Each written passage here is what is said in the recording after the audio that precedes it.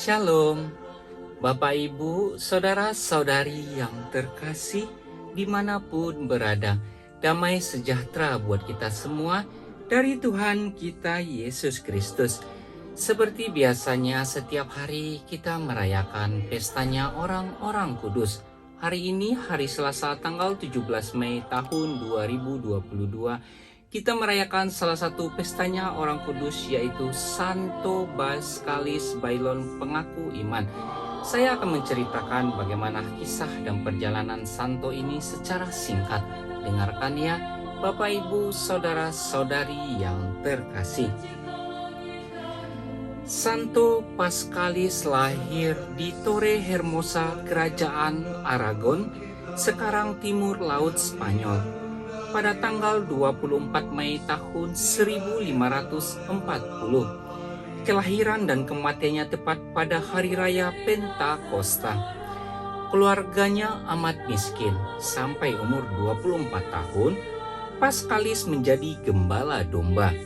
Di tengah kesibukannya memperhatikan domba-dombanya, Paschalis selalu menyempalkan diri untuk berdoa dan membaca kitab suci.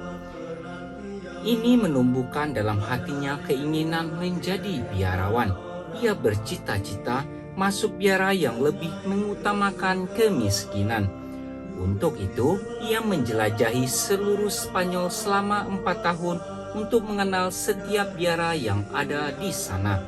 Akhirnya ia memasuki salah satu biara, yaitu Saudara Dina Franciscus di Monteforte sebagai seorang bruder. Pada tahun 1565, ia mengikrarkan kaulnya dalam ordo itu. Pemimpin biara sangat menyukai dia.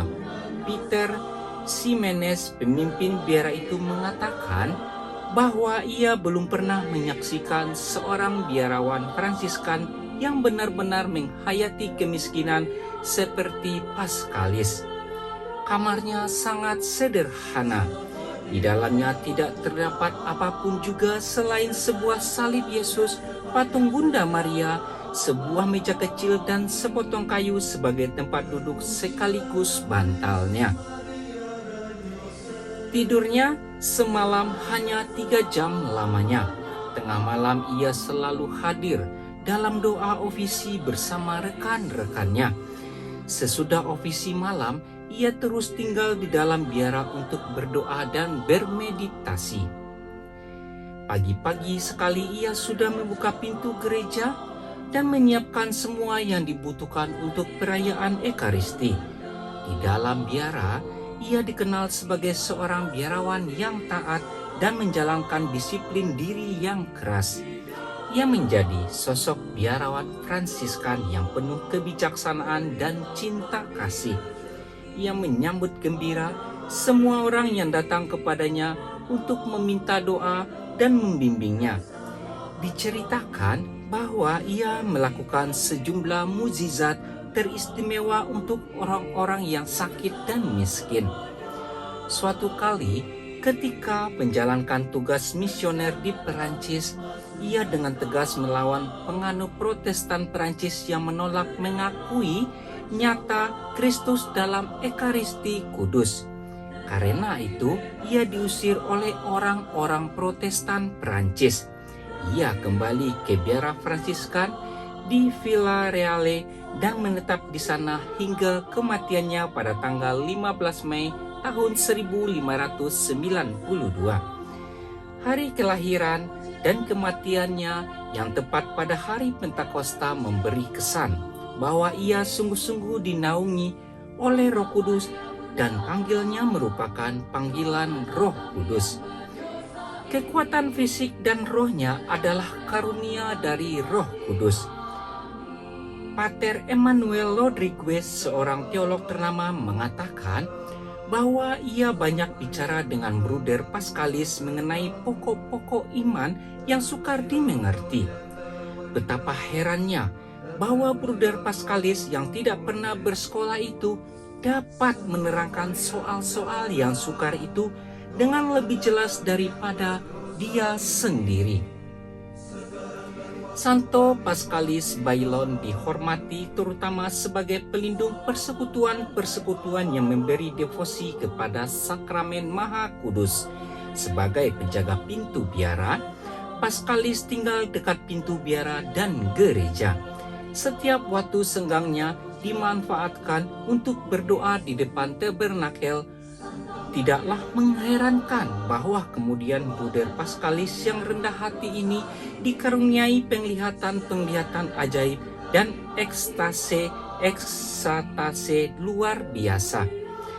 Saat kematiannya diketahuinya sendiri dengan pasti, seminggu sebelum kematiannya, ia pergi ke kota untuk mengadakan kunjungan perpisahan dengan semua rekannya. Jenazahnya disemayamkan di gereja dan dihormati dengan perayaan Ekaristi. Pada saat konsekrasi, Paskalis membuka matanya 2 kali sebagai tanda penghormatannya yang terakhir kepada sakramen Maha Kudus. Bapak, Ibu, Saudara-saudari yang terkasih, begitulah cerita singkat tentang Santo Paskalis yang kita rayakan pestanya pada hari ini.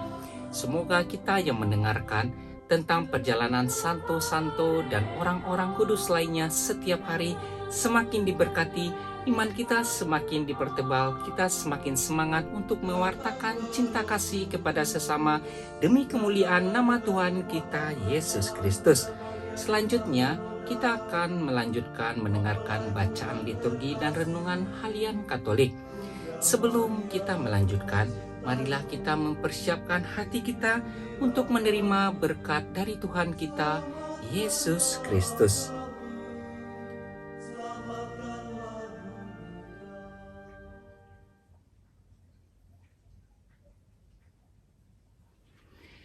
Tuhan Yesus memberkati. Amin. Hari ini, hari Selasa, tanggal 17 Mei tahun 2022. Bacaan pertama diambil dari kitab Kisah Para Rasul 14 ayat 19 sampai ayat 28. Waktu Paulus dan Barnabas di kota Listra, datanglah orang-orang Yahudi dari Antiokhia dan Ikonium, dan mereka membujuk orang banyak supaya memihak mereka. Lalu mereka melempari Paulus dengan batu dan menyeretnya keluar kota, karena mereka menyangka bahwa ia telah mati. Akan tetapi, ketika murid-murid berdiri mengelilingi dia, bangkitlah ia lalu masuk ke dalam kota. Keesokan harinya, berangkatlah ia bersama-sama dengan Barnabas ke Derbe. Paulus dan Barnabas memberitakan Injil di kota Derbe dan memperoleh banyak murid. Lalu kembalilah mereka ke Listra, Ikonium, dan Antiokhia. Di tempat itu, mereka menguatkan hati murid-murid dan menasehati mereka supaya bertekun di dalam iman. Mereka pun mengatakan bahwa untuk masuk ke dalam kerajaan Allah, kita harus mengalami banyak sengsara. Di tiap-tiap jemaat rasul-rasul itu menetapkan penatua-penatua bagi jemaat setempat. Dan setelah berdoa dan berpuasa, mereka menyerahkan penatua-penatua itu kepada Tuhan, yang adalah sumber kepercayaan mereka. Paulus dan Barnabas menjelajah seluruh Pisidia dan tiba di Pamfilia.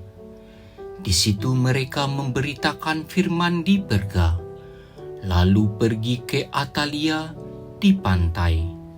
Dari situ berlayarlah mereka ke Antiokhia.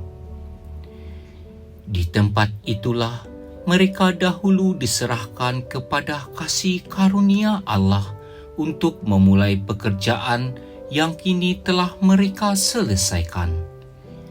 Setibanya di situ, mereka memanggil jemaat berkumpul. Lalu mereka menceritakan segala sesuatu yang dilakukan Allah dengan perantaraan mereka, dan bahwa Ia telah membuka pintu bagi bangsa-bangsa lain kepada iman. Di situ mereka lama tinggal bersama-sama dengan murid-murid. Demikianlah sabda Tuhan. Syukur kepada Allah. Inilah Injil Tuhan kita Yesus Kristus menurut Yohanes. Dimuliakanlah Tuhan. Bacaan Injil diambil dari kitab Yohanes 14 ayat 27 sampai ayat 31a. Dalam amanat perpisahannya, Yesus berkata kepada murid-muridnya, "Damai sejahtera kutinggalkan bagimu. Damai sejahteraku kuberikan kepadamu. Dan apa yang kuberikan tidak seperti yang diberikan oleh dunia kepadamu. Janganlah gelisah dan gentar hatimu. Kamu telah mendengar bahwa aku telah berkata kepadamu, Aku pergi, tetapi aku datang kembali kepadamu. Sekiranya kamu mengasihi aku, kamu tentu akan bersukacita karena aku pergi kepada Bapa-Ku, sebab Bapa lebih besar daripada aku. Sekarang juga aku mengatakannya kepadamu sebelum hal itu terjadi, supaya apabila hal itu terjadi, kamu percaya. Tidak banyak lagi aku berkata-kata dengan kamu, sebab penguasa dunia ini datang, namun ia tidak berkuasa sedikitpun atas diriku. Tetapi dunia harus tahu bahwa aku mengasihi Bapa dan bahwa aku melakukan segala sesuatu seperti yang diperintahkan Bapa kepadaku. Demikianlah sabda Tuhan. Terpujilah Kristus. Renungan Harian Katolik hari ini, hari Selasa tanggal 17 Mei tahun 2022. Dalam kutipan bacaan Injil hari ini, damai sejahtera kutinggalkan bagimu, damai sejahtera kuberikan kepadamu. Hari ini kita mendengar sebuah kata pendek dari Yesus. Namun dalam beberapa kata itu, kita menerima pesan yang kuat dan hadiah yang penuh kasih dari Yesus. Semoga demikian. Amin.